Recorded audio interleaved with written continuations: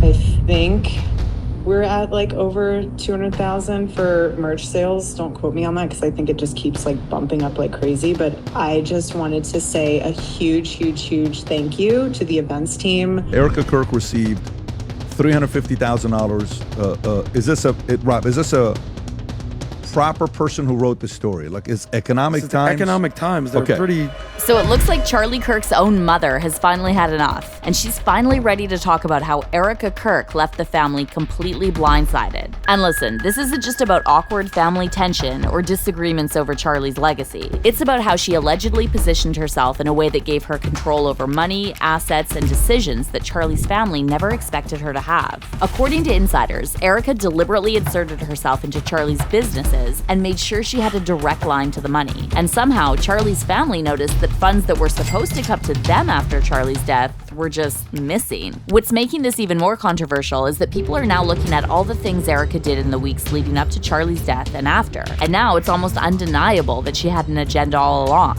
Apparently, Charlie actually clocked this behavior from her, and it had contributed to some of the disputes they reportedly had in those final days. So now people are wondering if this was just a trust issue or if there was something deeper going on all along.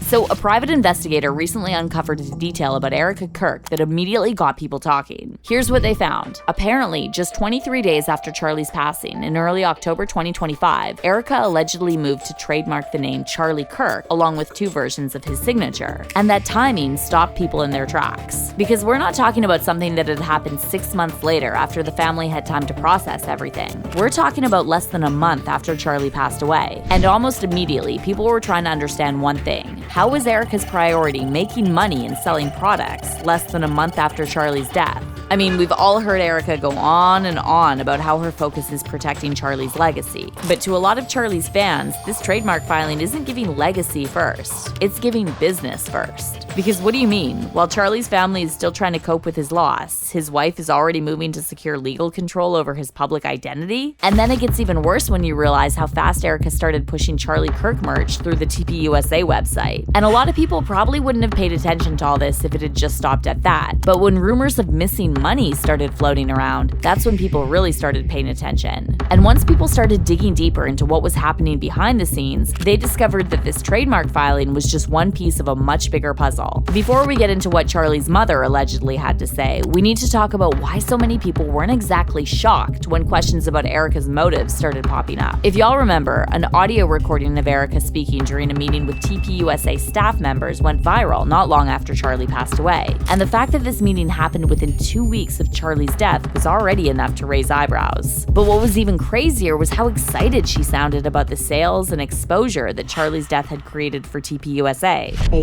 think we're at like over 200,000 for merch sales. Don't quote me on that because I think it just keeps like bumping up like crazy. But I just wanted to say a huge thank you to the events team. In the recording, Erika could be heard laughing and celebrating how much money TPUSA had generated from merch sales connected to Charlie's memorial. At one point, she even referred to the memorial as the event of the century. The fact that we were able to pull off an event of a century, like it's just insane. We had over 275,000 people that attended, and the stadium overflow. However, it wasn't enough for Erika to celebrate how much money she was making after Charlie's death. She also had to maximize those profits by recreating the tent where he died and making fans pay to take pictures in it, which to a lot of people isn't just a bizarre, cold thing to do, but it's also deeply disrespectful to Charlie's family. I mean, think about how his parents felt seeing the scene where their son died tragically being turned into a spectacle by the same woman who swore she wanted to protect his legacy. And that's exactly why Charlie's mother's comments comments ended up carrying so much weight once they finally started making their way into public conversations. Now, the trademark controversy wasn't the only reason people started questioning what was happening behind the scenes. Long before all of that came out, people already suspected that there was some tension between Erika and Charlie's family, and the first signs showed up at the funeral itself. While Erika was there with her friends and supporters surrounding her, Charlie's parents were huddled in another corner, alone. Erika never made any attempt to connect with them, or at least appear like they were family, even for the sake of Charlie. That immediately caught attention because this wasn't just any family gathering. This was Charlie's funeral. It didn't make sense that there didn't seem to be any visible effort to present a united front, especially during a moment when most families try to come together. Now, at the time, many people brushed those concerns aside. But then everything changed when reports began circulating that Charlie had become paranoid about how money was moving through his organization. And his friend Candace Owens confirmed this when she brought on a private investigator who revealed that TPUSA had failed to file some tax documents repeatedly. Apparently, this had spooked Charlie to the point where he ordered a full audit of TPUSA's finances right before he died. Someone at Turning Point decided not to file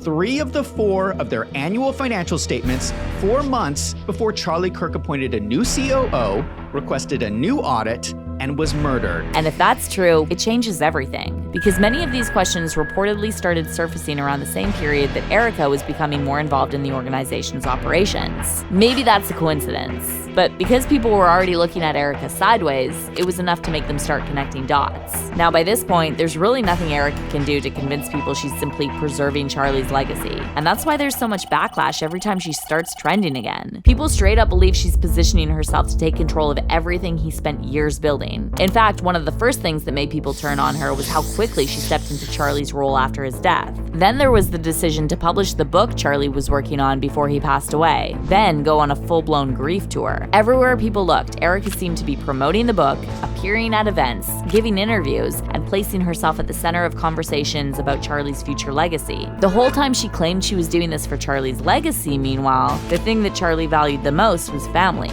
To many of his fans, the thing that Charlie would have loved the most was for Erika to stay at home and take care of the kids, spend time with her parents, and involve them in the kids' lives, not to put on a sparkly suit and cry for the cameras. And that's why people didn't hold back when they decided to comment on this. One person wrote, "Unreal," almost like she wanted to infiltrate his years-long work. But another comment went even further. "She is attempting a heist and crying, 'I am a widow,' ain't gonna help her. She infringed thinking she was smarter than others. No sympathy for me. She is a grifting thief, and her grifts keep getting outed." But the twist in all of this is that a lot of people believe Charlie's mother may have already realized something important. She may never be able to undo everything that's happened, because this situation stopped being a simple family dispute a long time ago. And here's the thing, Erika didn't just gain influence over Charlie's legacy. She's also successfully built relationships with some of the most powerful people in conservative politics. I mean, we've seen her hugging JD Vance and Trump intimately, like they're part of the same inner circle. And that's exactly why some people think Charlie's family has such an uphill battle ahead of them. Because to a lot of people, what this means is that Erika can basically get away with anything she wants if Charlie's family doesn't apply pressure. And that's why there have been rumors floating around that Charlie's family have been planning to sue Erika for custody of her and Charlie's kids. The way they see it, if they can't get back everything Erika's taken, they can at least take care of Charlie's kids. Now, none of this has been confirmed yet, but with the way people are talking about it, it's clear they've picked a side. And that side isn't Erika's. The real question now is whether this stays as online speculation or whether someone from Charlie's family finally takes a decisive step to end all this.